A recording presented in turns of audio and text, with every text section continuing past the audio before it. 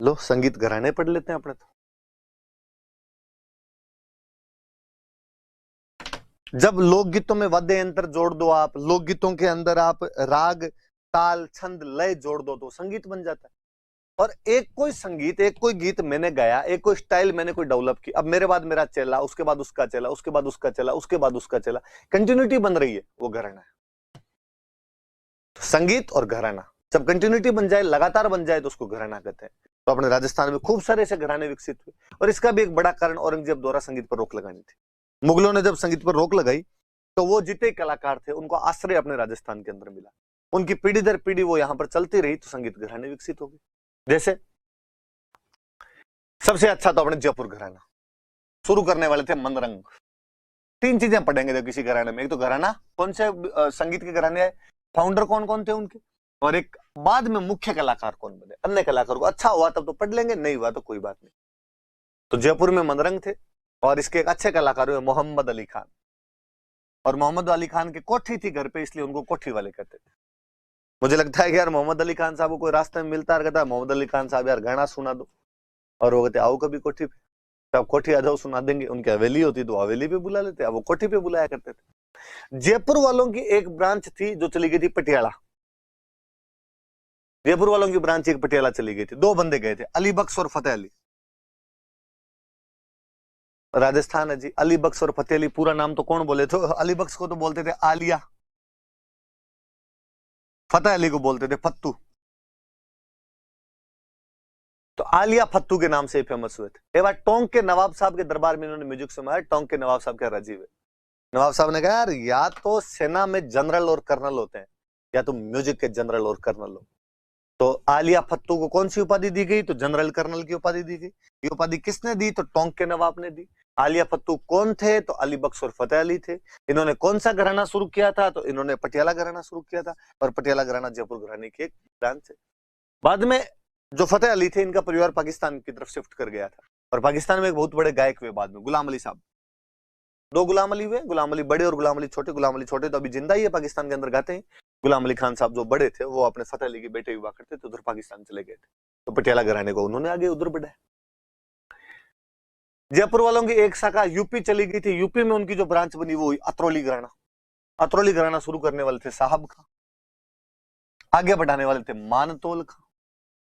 मुझे लगता है यार मानतोल खां की जगह मापतोल खां होता तो याद जल्दी रह जाता, पर कोई नहीं, मानतोल खां। इनको कहते हैं कि सैड सॉन्ग गाते थे, जो गीत सुनता वो रोने लग जाता। अरिजीत सिंह थे अपने टाइम के, रुलाने वाले फकीर कहा जाता।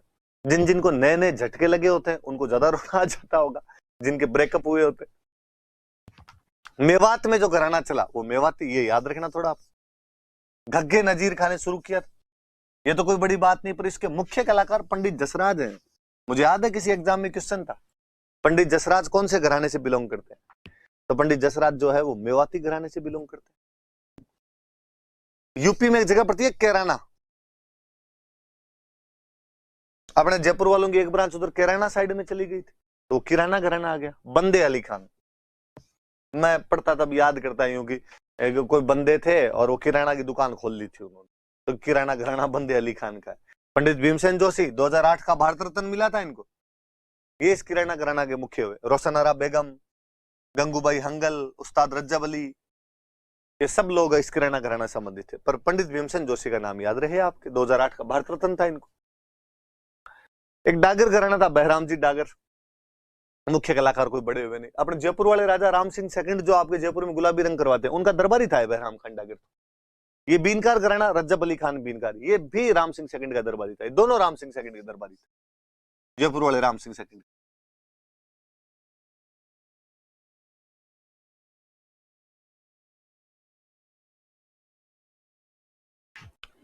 अल्लादिया खान साहब वो एक, उन्होंने अपने नाम पे घराना चला दिया, तो अल्लादिया खान का घराना हो गया। किशोरिया मोहनकर अब तो मर गई, 2 साल पहले मर गए, मराठी गायिका थे बहुत बड़े, कई घरानों से जुड़े हुए थे, पर वो बेसिकली अल्लादिया खान के घराने के थे। तानसेन वाले परिवार को, तानसेन जी अकबर के टाइम थे, फिर जहांगीर शाहजहां के टाइम में तो प्रश्रय मिलता रहा, औरंगजेब ने उनको भगा दिया वहां से, वो अपने जयपुर आ गए थे।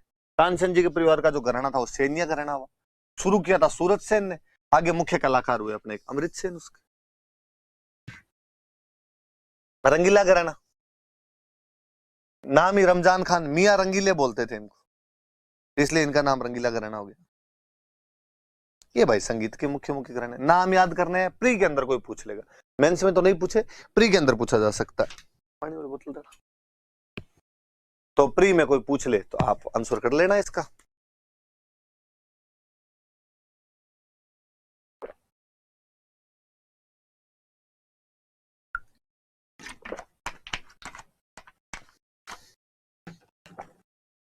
एक जब मैं म्यूजिक वाला लिख रहा था तो मुझे लगा यार एक डांस है जो कथक, अक्सर मैं क्लास में जब बच्चों से पूछ लेता हूँ कथक कहाँ का डांस है, बच्चे जोर से sir south India, Tamil Nadu, Kerala उधर के नाम लेते हैं, पर याद रहे कथक जयपुर का डांस है।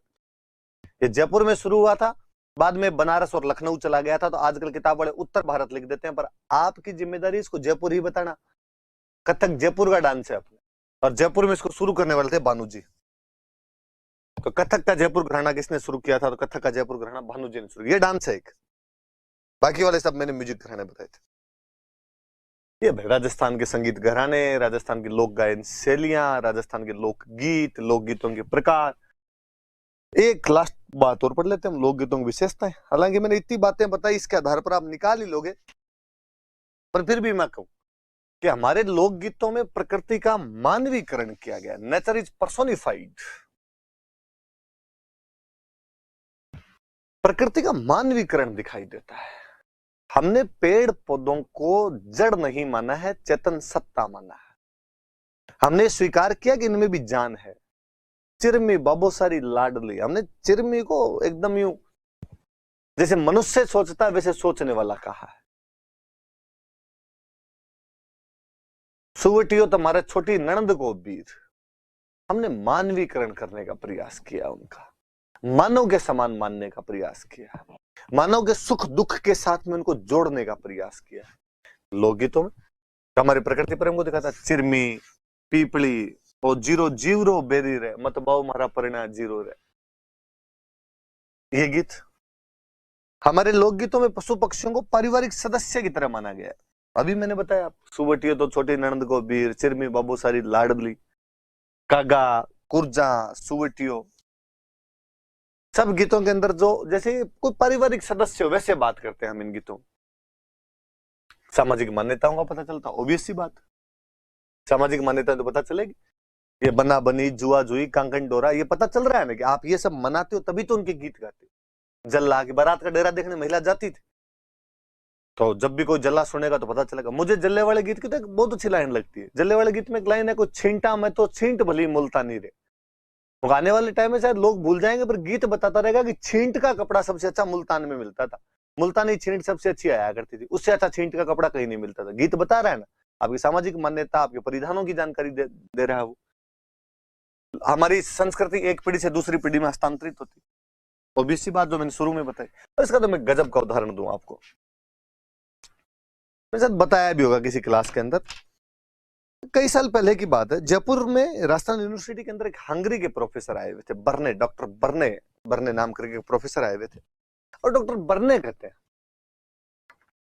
हंगरी के प्रोफेसर थे, और उन्होंने ऐसा कहा कि मैं या मेरे पूर्वज, जो अपने पूर्वजों की बताते हैं, मेरे जो पूर्वज थे वो राजस्थान से हंगरी गए थे, और बहुत पहले 8वीं शताब्दी के आसपास राजस्थान से हंगरी चले गए थे, और हम राजस्थान के राजपूत हैं,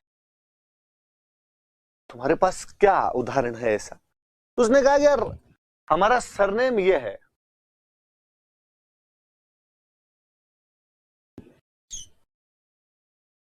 चौहान, ये एच की जगह एस आ गया। कैसे चले गए भाई उधर? कहा जब उधर से अरबों के आक्रमण हो रहे थे तो कोई टुकड़ी दबाने गई और फिर आगे निकल गई। अफगानिस्तान से उज्बेकिस्तान, ईरान, इराक कोई होते हुए उधर आगे निकल गए, हंगरी की तरफ चले गए आगे। तो हमारी मान्यताएं जो है वो आज भी राजस्थान के राजपूतों की तरह।